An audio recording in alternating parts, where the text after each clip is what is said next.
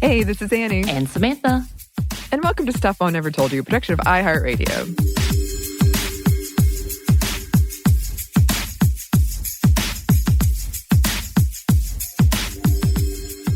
It is time for another edition of Female First, which means we are once again joined by our good friend and colleague, Eves. Hello, Eves. Hello there. I am excited to be back again. Happy day before Turkey Day. Thank you. Yes, I am here for the quality time I will get to spend with myself this holiday. But I don't think I'll be eating that much. I don't know about y'all. I'm not prepared. Yeah, so I just realized, honestly, that I don't really have the groceries to make any kind of feast because I'm not going anywhere either. It's just going to be myself and my partner. So it's kind of like, okay, canned soup. Happy holidays. Canned soup. Yeah, I'm down to my last frozen pizzas. Right? It's dire straits. You've been eating frozen pizzas too. I've been eating frozen pizzas for the last week. They're on cauliflower crust and they have vegan meat on them. Oh, how's nice. that?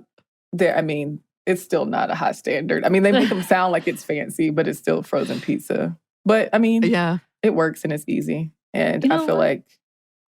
like these times are hard, you know? Those are delicious. And sometimes, especially in a pinch, I like that better than I do some of the chain pizzas. So I'm Yeah. okay with it. Yeah. It was funny because a couple weeks ago I was at the store and I go at 8 a.m. on a Wednesday or Thursday because apparently that's when there's the least people. So there's usually 10 people in the whole thing. Mm-hmm. And I'm used to having my solitude, getting in and out really quickly. And I was restocking on my frozen food and this woman asked me, are those any good? And I had this box of I had an armful of frozen food. I dropped it all and screamed because she scared me. I wasn't expecting anybody to talk to me. And I was like, they're fine. I don't know what to As she scurries to pick up the floor pizzas now. Are you one of those people who needs a basket or a cart but doesn't get one? Because this is what I do. I go in the store and I'm like, I got 2-3 things I'm going to get. And then I end up remembering, oh no, I need baking soda too. And then I'm out of a basket and I'm trying to be a world-class weightlifter and carry everything in my hands once I'm in the store. I do that less now because I do shop for 2 weeks at a time, but I'm definitely somebody who would be like, I just need a basket. And I needed more than a basket. Yeah. I'm holding it all in. And I walk to the store too. So there's always that hanging over me. Yeah. Oh, Yeah, I'm definitely one of those as story. well. I've learned my lesson. I think the last time I literally had to just put everything on the ground, go back to get a cart, and then come back because it was such a endeavor. So because of that, since then I've learned that lesson and get the small cart because just in case. Yeah. My older brother was a bit of a prankster. And when he was in middle school, he would, when we were at the store, he would put items in other people's carts, just random items. And so now I'm really paranoid about just not keeping an eye on my cart or my basket. That's a good trick though. It's kind of it's very harmless and yeah, you get to the checkout and you're like, well, I don't remember getting this bag of Cheetos, but sure. Yeah. Okay. I think that's what a lot of kids do to their parents. They'll never notice these 10 candy bars that I put inside the basket. I do like that True. trick too. Yeah. You think you're so sly. Well, this, I guess, has turned into grocery talk. I like it. It does consume a lot of my life now. I actually have a journal of how long foods last, Oh, as that's I've cool. said. Yeah, cabbage. I've said it before. I'll say it again. It lasts forever. Yeah. I've noticed It that it is. lasts a long time. Yeah. Good tip. Yeah. I'm a pro tip with the groceries these days. But we're not just talking about groceries. Who did you bring for us today, Eves? Today we're going to be talking about Cathay Williams. So I know we talked about a little bit about her pronunciation before this, but I've heard different things on her pronunciation. So Cathay Williams and Cathay Williams, because it's also been spelled as Cathay Williams. So there's a little bit of confusion around the actual spelling of her name, but I'm just going to go with Cathay Williams for the rest of this episode because a bunch of people have pronounced it that way. So yeah, and she was the only known Black woman buffalo soldier. And a buffalo soldier was just the name that Native Americans gave to Black troops. And she was the first Black woman with documented service in the U.S. Army, where everyone assumed that she was assigned male at birth. So I'm just going to say up front that we don't know Cathay Williams's gender identity. Like, and I know y'all know because y'all talk about so many people in the past whose stories we know, but who we don't have a lot of information about in terms of what they said about their own lives. Yeah. And that's the case in Cathay Williams's story. There's a lot that's kind of up in the air. And there has been stuff written about her, and there has been interviews and stuff like that, but it's not that extensive. We only know that she was assigned female at birth and that she referred to herself as a woman in interviews, but we don't know the ins and outs of her gender identity, as is the case with people in the past. And that's the case in her story as well. Yeah, and actually we have briefly talked about Cathay Williams before on a previous episode, and it was an episode we did on a history of women dressing as men to get into various fields they weren't allowed in. Mm-hmm. And that's something we said in that one because it gets really tricky and murky because you can't say for sure without having the history or evidence of them, the person in question, what they identified as. And even in that case, sometimes the terminology just wasn't there or it's just tricky. So yes, that's a good disclaimer to put right at the top. Mm-hmm. Right. And I think that also, and I think we can get into this a little bit later after we know more about her story, but that it also wraps into the conversation about firsts. So we're calling her the first woman with documented service in the U.S. Army. And there's the typical caveat of first. It's like, okay, there's a whole history behind first. There are other people who did this. And a thing about this is, as you already know, because you've done an episode about this, but that there have been so many other people in the past, in the Civil War and World War II, in all kinds of wars and in militias, the War of 1812, that also could have had various gender identities. There were trans people who we know have served in the military and also people who cross-dressed who served in the military and in militias. And some of those people were likely Black women. You know, some of those people were Black queer people. So there's a long history of it. And for various reasons, those stories wouldn't be known or documented or talked about because of privacy, because of harm that could be done when those stories are out, because of personal choices, for whatever those choices may be. That person may have been determining their own gender identity. I mean, it could be so many different things. So yeah, it's the caveat. This is a big asterisk on this first, but we're gonna roll with it because I think it's worth talking about Cathay Williams today. Absolutely. Yeah. Well, yeah. You ready to get into it, Eve? Yeah, let's do it. So Cathay Williams was born to an enslaved mother and a free father in Independence, Missouri. So as I mentioned earlier, there's not a ton that's known about her life before she enlisted in the U.S. Army. As is the case with so many people, so many Black people specifically in the United States. Her birth year is often cited as 1844. It's also been cited as 1842. But written record keeping was very neither here nor there. Like, it's very all over the place back in the day. And it was often inaccurate as well, but it's most often cited as 1844. Many of the other basic facts of her early life are unknown as well and not known to have been recorded, like the correct spelling of her name. So there is just a bunch of murkiness in terms of her story in that way as well. But it has been reported that she was enslaved by William Johnson, who was a wealthy white farmer in Jefferson City. So I think this is where it's a good time to get into some of the historical context of her life. So we know let me not make any assumptions, but the Emancipation Proclamation was issued in 1863 by President Abraham Lincoln. That was during the Civil War. And that emancipated some enslaved people, not all enslaved people in the states. It emancipated people who, in states that had seceded from the United States, with many, many caveats. And the Civil War lasted from 1861 to 65. So there were Union forces that occupied Jefferson City in 1861. Cathay Williams was freed. I'm saying that with big air quotes by Union forces because the definition of freedom is so murky as well. But by Union forces and taken as so-called contraband. And contraband at the time, enslaved people are often referred to as property. And so when enslaved people escaped from their enslavers and made it to the Union side, some of those people who ran away were turned back, but some of them who ran away were captured by Union forces, and were deemed this quote unquote contraband. And they were forced to work as cooks, as nurses, and as laborers on fortifications and various other jobs. And of course, they were exploited in that labor as well. So they were quote unquote free, but then they were in turn forced to do labor, and they were exploited for it. So Cathay Williams in this way worked as a servant and as a cook and worked laundering clothes.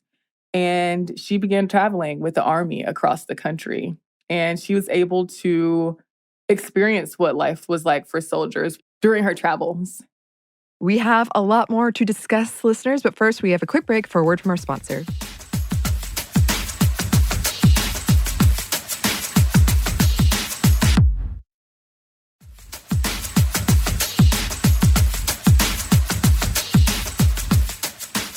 And we're back. Thank you, sponsor. So just to add here to that, before 1863, many Black men were allowed to unofficially enlist in the Union Army, though they were officially prohibited from enlisting in the U.S. Army. So after a lot of people's work who were in support of this, including abolitionists who advocated for it, Black people who were forming their own infantry units, and the passing of this thing called the Second Confiscation and Militia Act in 1862, in addition to the passing of the Emancipation Proclamation, so a consortium of things, the Union Army began actively pursuing the recruitment of Black soldiers. There were Black people who served in militias and in the military, and there's a history of women serving as nurses and that sort of thing. But at this point, it was when Black people were encouraged to enlist.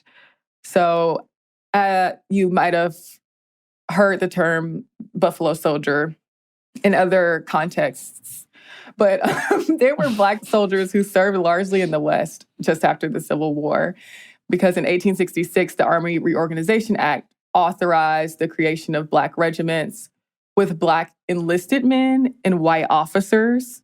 So there's still the element of hierarchy and supremacy. But there were several Black cavalry and infantry regiments that were established at that point.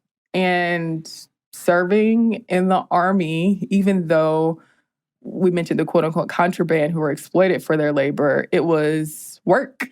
And if you think about it in context of what their lives and conditions were like while they were under enslavement, there was money, there was food, there was shelter, and serving in the Army had a lot of draw for enslaved people who were newly freed. But at the same time, women were still specifically forbidden from serving in the military.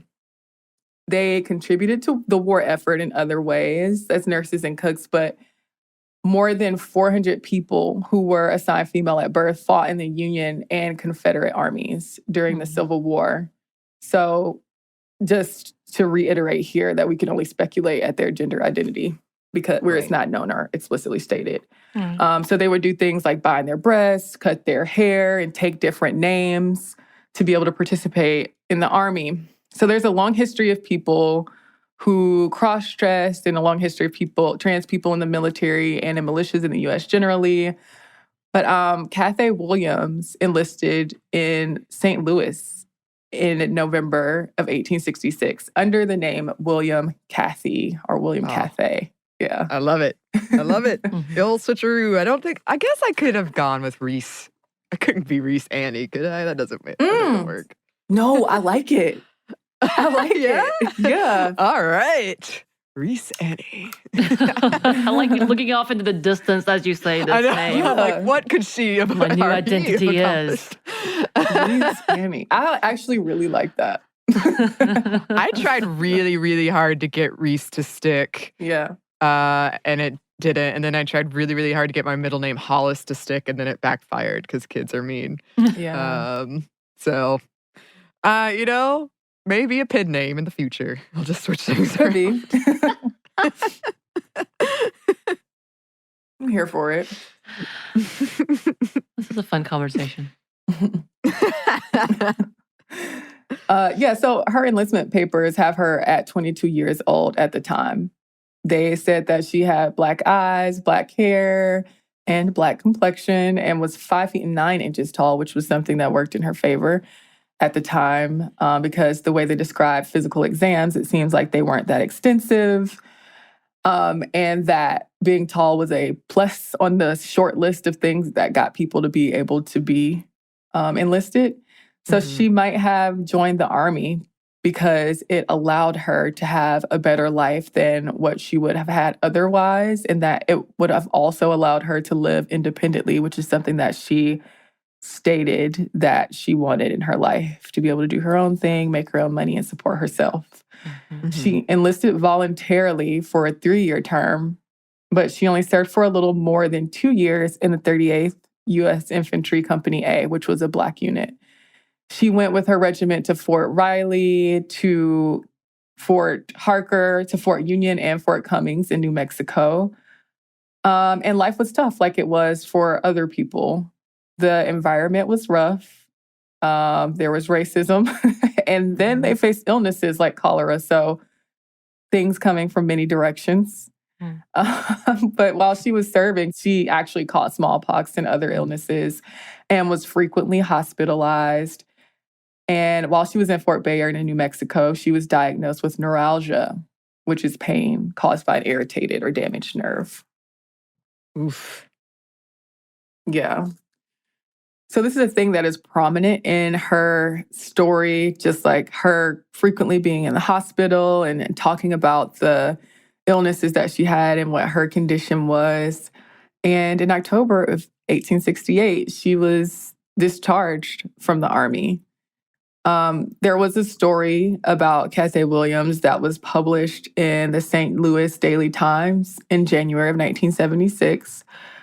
She said that she, quote, got tired and wanted to get off, meaning that get out of the Army. So she, quote, played sick. And so she reported pains in her side and rheumatism in her knees. And she also said that the post surgeon, quote, found out I was a woman and I got my discharge. The men all wanted to get rid of me after they found out I was a woman. Some of them acted real bad to me. So it's not really clear what she meant by real bad. Yeah. Yeah. That's so disheartening. I don't know. Yeah. That when someone finds out your gender or how you identify, and then they just all turn on you. Like, Right. presumably you would have had some friends or something in this, because they're soldiers and usually there's a bonds that form, but Yeah. doesn't sound like too many people stuck by Cathay's side. Yeah. It is a lot that's left to the imagination there. So Yeah. not really clear what real bad means, how many people knew, how that happened, you know, what the actual instance of finding, quote unquote, finding out, you know, meant and what that looks like. So, but yeah, just the men saying the men all wanted to get rid of me could have been, ostensibly could have been something that could have been very violent, you know? Yeah. Right. So, not really sure about that, but her discharge papers used masculine pronouns to refer to her. And there is no evidence that she ever saw direct combat during her years in the 38th. And then after she was discharged, she became a cook at Fort Union and later moved to Pueblo, Colorado. So yeah, that's her story kind of heads back in that direction after her time spent in the military. And there are stories of her helping out her fellow soldiers and stuff like that, but has been said that a lot of it could be inflated in order to make her into this kind of heroic figure. Yeah, but she married a man. There's a story of her marrying a man, and he robbed her, and she had him arrested. Samantha and I are nodding. Y'all are nodding. Yeah. Yes, have him arrested. Get him. Yes. It was like I got the real-time reaction to the story watching y'all. You gotta capture We shook our head. No, and he robbed her. Then yes. It was when a he whole roller arrested. coaster of emotion that was. happened in that. We went on it together. So dramatic. We were enthralled. Yes. Yeah, so her toes were amputated at a point, and she walked with a crutch. And she applied for a disability pension based on her military service around 1891 after she was hospitalized. Her request for pension was not approved, unlike other women who had previously or who had otherwise served in the military who did get pension. But the Pension Bureau said she didn't have a disability and that her discharge certificate said that her condition predated her time in the military, so she was ineligible. But at this point, the details of the rest of her life are fuzzy and pretty much unknown. Her exact date of death is unknown, but it was believed that she died shortly after her pension was denied, or sometime between 1892 and 1900. Which is upsetting because that is, I mean, I don't know how accurate this is, but it gives me the impression she could have perhaps lived longer if that hadn't been denied. Yeah, I think that's definitely kind of how the story leads us to believe, because there's so much missing in between. But yeah, and knowing what we do, I guess we still don't even really know that much about how much her illnesses affected her. But yeah, it's. I really do wish that a lot of that stuff was known about her life, because it's unclear what happened then. And we're also not sure exactly how she looked. Like, there are some guesses at how she looked, but not sure exactly how she looked. And people have also, going back to the point about, her reports and tales of her heroic acts, I think people have called into question the significance of her legacy in general. And they're inflating her status to this larger than life heroic figure, and saying that other Black women likely did the same thing at the time and just didn't have their words documented, which probably is the case. Saying that stories of her heroic acts with fellow soldiers have been really played up, but there's also the viewpoint that she didn't have to be a hero or, flip the world upside down to be talked about today like we're talking about her today. Mm-hmm. Yeah. Yeah. I would say that. I mean, we don't hear a lot of these stories in any case. And as we often say, when you bring us these women, Eves, it's always kind of like, well, why hadn't I heard of this person earlier? Yeah. And it's good to paint like a broader picture of just people who were doing these things. It'd be nice to have, if in fact, which definitely is the case, that more people were doing this, more women were doing this, and trans people and all of that. It'd be nice to have like that broader picture, but we're just missing so much history and so much information. Right.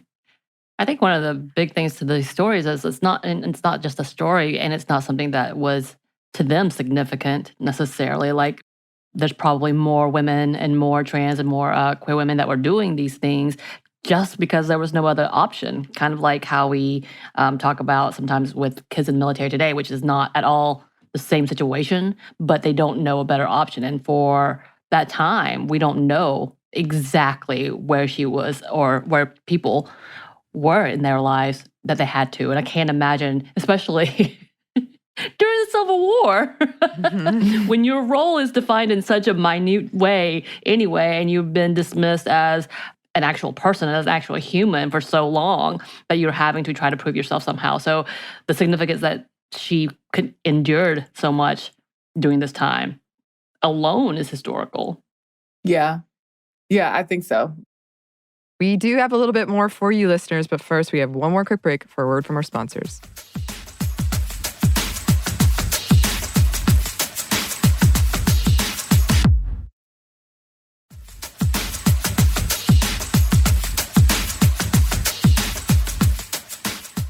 And we're back. Thank you, sponsors. People's stories are complex. And I think that,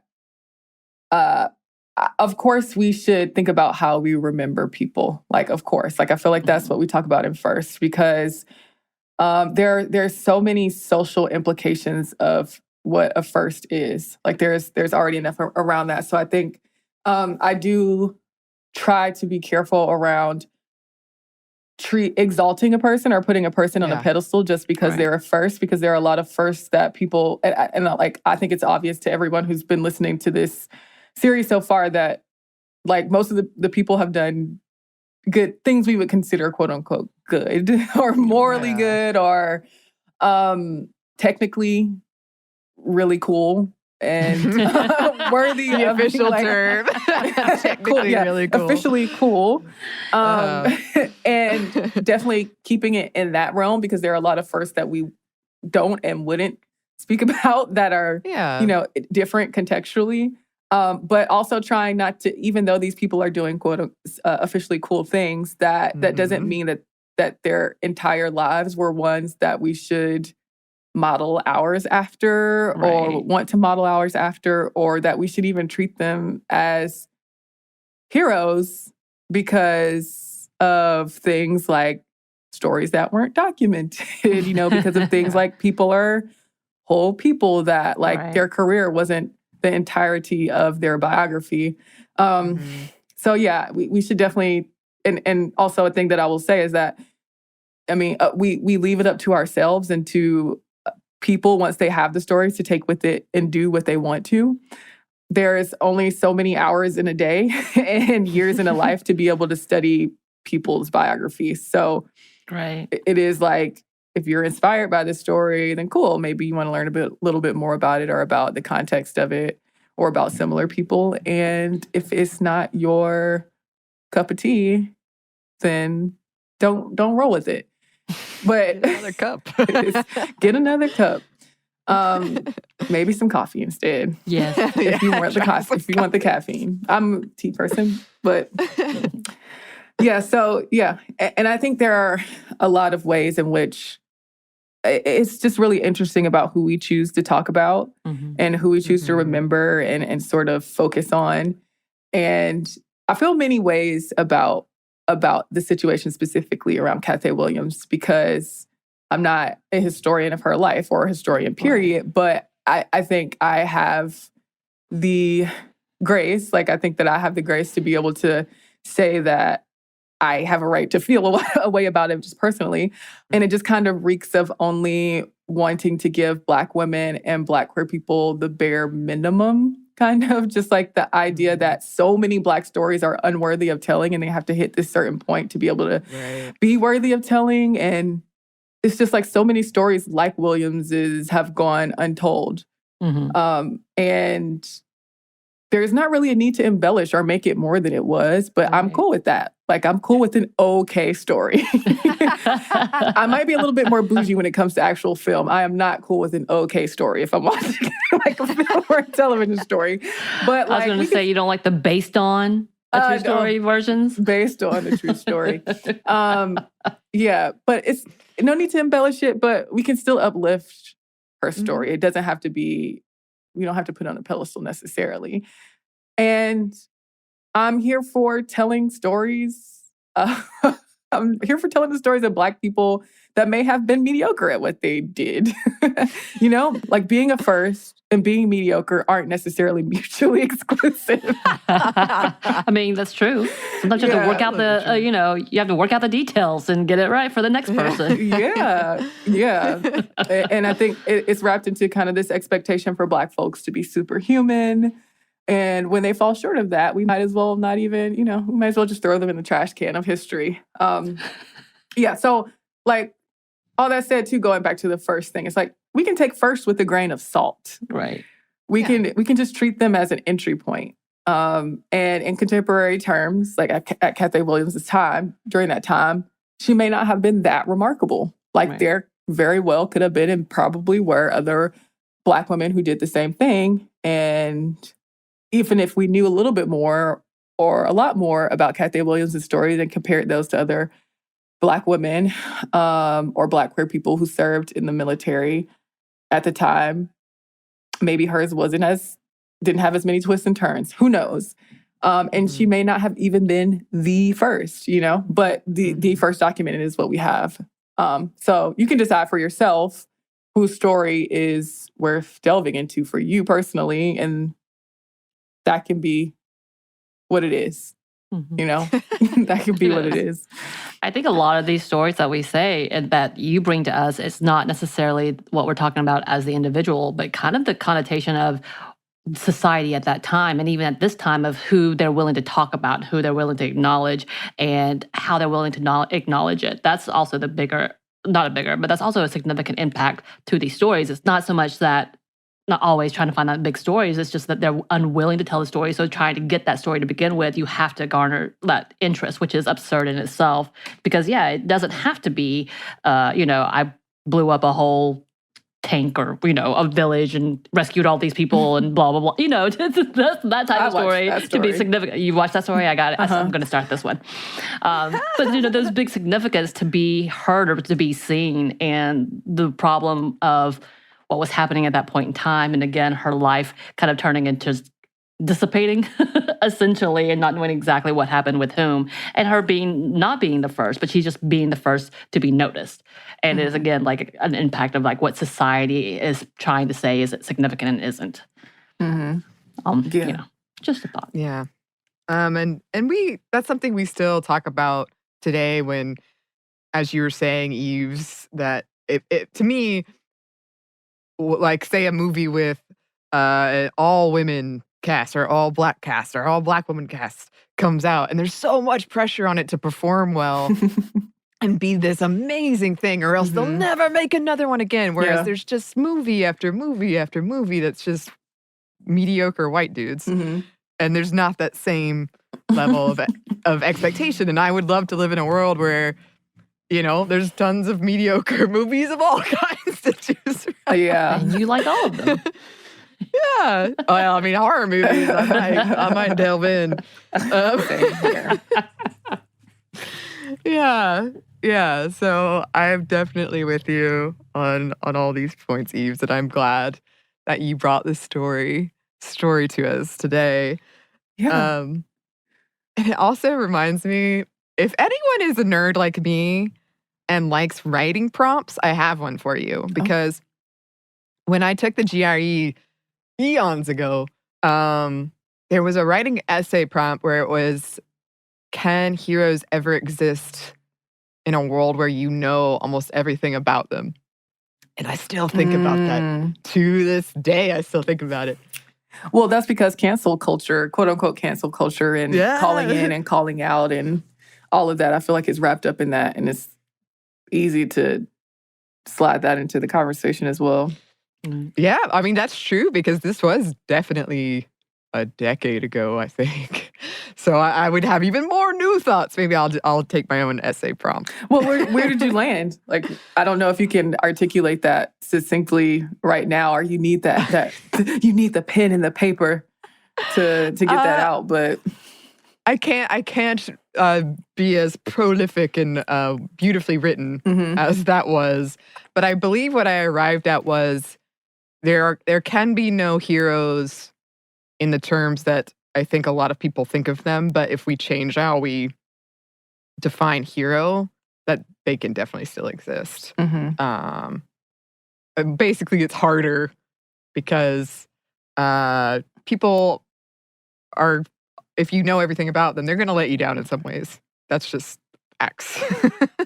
But that doesn't mean that they can't be a champion for causes you believe in and helping out others and uplifting others and what their actions can help others. And that's, in my opinion, heroic. Yeah, I feel that. But this is probably a whole other conversation, but I do think it's still relevant to Cathay Williams since we were getting into the hero talk. But it's easy to react viscerally and emotionally to that one thing in a person's life that may turn you off from all of the other acts you considered, even if it's not logical. If it's not, if you still know deep inside that you respect that person for the other contributions that they have made to the world and to societies, and maybe to your own community, and maybe to you specifically, that if you learn something about someone that just kind of taints their whole history or all the things that they've done, it's hard to brush that aside because it just lives in the pit of you. And sometimes you can't, and sometimes you shouldn't. Shouldn't is a weird word, but sometimes you should not dismiss a thing. You should have to. I'm using a lot of shoulds. I feel like I would think you have to sit with that and deal with that. So it's complicated. I'm, deep issues to end on this. There's the opposite realm where they just turn a blind eye to everything because you want them to be the ultimate heroes. Therefore, you not only do you excuse them, you will not allow for others to see anything beyond that either. And that is the opposite of that. And this hero worship, this God worship of people who are very, very fallible. Yeah. Yes. Oh, yeah. This is very simple of me, but this just reminds me of like my favorite musicians who can do no wrong in my eyes. I'm like, I didn't really like that album, but I don't care. Right. The album like had a lot of songs that I skipped, but I don't see it. I don't see it. I don't know. I love this. You've really, Cathay Williams has brought out bringing out a lot of theoretical ideas. Yeah. I would love, I'm gonna think more on this hero essay now that I'm older. And I would love if listeners, if you're looking for an essay prompt, send it our way. Yeah. Oh, I had a little bit more. I'm sorry. Sorry. It's really not much. Damn, it's not much. Like, nope, we're done. Okay. It's not much, but I just want to add this. Just contextually, just for the story, I mean, there's a lot that we can study and think about today in terms of gender in the military. There are topical, very relevant issues today that I think that Cathay Williams' story can lead to. And also think about in terms of contemporary times when Cathay Williams was alive, the fact that she and other quote-unquote contraband were freed and then exploited to labor by the supposed, or who we would think of as the good white people. Like the people who we consider to be morally upstanding, and what that means for you. And generally what it means to have served for the U.S. As a Black person, whether it was out of principle or the need to survive. So whether it was a moral thing for you or whether it was a existential thing for you. So it's very complicated. And also I want to say that it wasn't until 1948 when the Women's Armed Service Integration Act allowed women to serve as permanent, regular members of the armed forces in all branches of the military. So in the end, Cathay Williams has gotten recognition, regardless of the complications around her legacy, in terms of, in 2016, she was honored with a bronze bust in Kansas outside of the Richard Allen Cultural Center. And they declared Friday, July 22nd, 2016, Cathay Williams Day. So that's something to mention in terms of how we think about her legacy and how she was recognized. But yeah, that's all I got. Just wanted to add that. Yeah, absolutely. Thank you. Thank you for bringing this story to us and having a early Wednesday morning chat. Yes. Where can the good listeners find you? You can find me online on Twitter. I'm at Eves Jeff Code. On Instagram, I'm at Not Apologizing. You can also listen to me on This Day in History class, which is a daily show about history that talks about not Cathay Williams specifically, but other people in history who have interesting stories and other events that happen in history, and also Unpopular, which is a show about people who were often persecuted for standing up for the things that they believed in. And you can learn about other cool biographies and histories there. Technically cool. Technically cool. I'm going to use that in my everyday now. So thanks for that as well. You're welcome. And you can email us, listeners, send your essays about heroes our way. Our email is stuffmediamomstuff@iheartmedia.com. You can find us on Instagram at Stuff Mom Never Told You or on Twitter at MomStuffPodcast. Thanks as always to our super producer, Andrew Howard. Thank you. And thanks to you for listening. Stuff Mom Never Told You is a production of iHeartRadio. For more podcasts from iHeartRadio, visit the iHeartRadio app, Apple Podcasts, or wherever you listen to your favorite shows.